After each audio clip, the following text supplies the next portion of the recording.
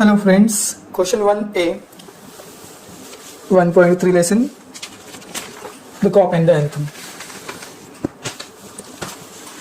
जैसे कि first question आप देख सकते हो, read the following sentences and state whether they are true or false and correct the false statements. So जो यहाँ पे statements false है उनको correct भी करना है. तो चलो देखते हैं क्या है sentences. पहला है Sophie broke the glass of the shop window. तो ये तो true है. Second, nobody heard the breaking of the glass window. ये तो false है. अब इसका करेक्ट स्टेटमेंट क्या होगा? इसका करेक्ट स्टेटमेंट है people came running round the corner, police in the lead. So it means everybody heard the breaking of the glass window. C, the policeman chased Sophie. False है. The policeman did not chase Sophie. ये correct रहेगा statement. और D, Sophie did not run away from the place. और इसका answer है true. Second question देखते हैं. A2, rearrange the following statements in order of their occurrence in the extract. तो चारों स्टेटमेंट्स दिए हैं और करेक्ट स्टेटमेंट्स देखते क्या है. पहला है Sophie took a stone and dashed it through the glass. Correct. Second, the policeman refused to accept Sophie even as a clue. Third answer देखना क्या है. Sophie with disgust in his heart drifted along twice unsuccessful. और fourth जाएगा now get busy and call a cop said Sophie. Next A3 question है read the following sentences and write down what it means. Don't you think that I might have had something to do with it? इस statement का क्या meaning है ये पूछा गया है. It means that Sophie was trying to tell the policeman that he had something to do with breaking of the glass window. Second, he told the waiter the fact that the minutest coin and himself were total stranger. The statement means that Sophie had no money, even thus minutest coin was not with him.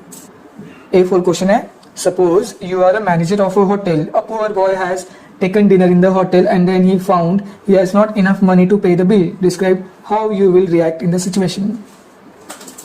So you can start the answer like, if I was a manager of a hotel, a poor boy had taken dinner in the hotel and he has not enough money to pay the bill, I would allow him to go because he is a poor boy and he was hungry. I would not shout at him or I would not ask him to pay. If he had forgotten to brought money, I would ask him to pay it next time or pay it later. A5 में आपको बताना चाहूँगा कि language study का पहला जो question दिया गया है on the opposite side of the street was a restaurant of no great pretension. ये ऑलरेडी सिंपल सेंटेंस ही है. इसका पता नहीं अब और क्या सिंपल ये चाहते थे तो इसका और कुछ हो नहीं सकता. मे बी ये स्टेटमेंट इनकरेक्ट है. Second, man who smash windows, ये कॉम्प्लेक्स सेंटेंस. इसका सिंपल हो सकता है man smashing windows do not remain to chat with the police. A6 vocabulary question देखते हैं. ए कॉलम गिब्रिश, इसका मतलब है मीनिंगलेस स्पीच. एन्चांटमेंट यानी कि मैजिक. अरेस्ट यानी कि नैप और पिच्ड यानी कि थ्रू. देन क्वेश्चन 1B का B1. First one, we can accept our life gracefully. Can को रिप्लेस करना है ऑक्सिलरी से जो कंपल्शन शो करेगा. तो कंपल्शन के लिए है मस्ट. तो आंसर हो जाएगा we must accept our life gracefully. Second one है as I enter the post office the post master presented me with a telegram. और इसका आंसर बनेगा no sooner did I enter the post office then the post master presented me with a telegram. और third one है the mother looks after her child. अब यहाँ पे question rhetorical करना है. doesn't the mother look after her child? Question mark. हालांकि यहाँ पे इन्होंने ऑप्शंस नहीं दिया है ग्रामर में जो एक्सपेक्टेड था. ABC मल्टीपल चॉइस नहीं दिया है तो ये थोड़ा सा डिसअपॉइंटिंग कर रहा है.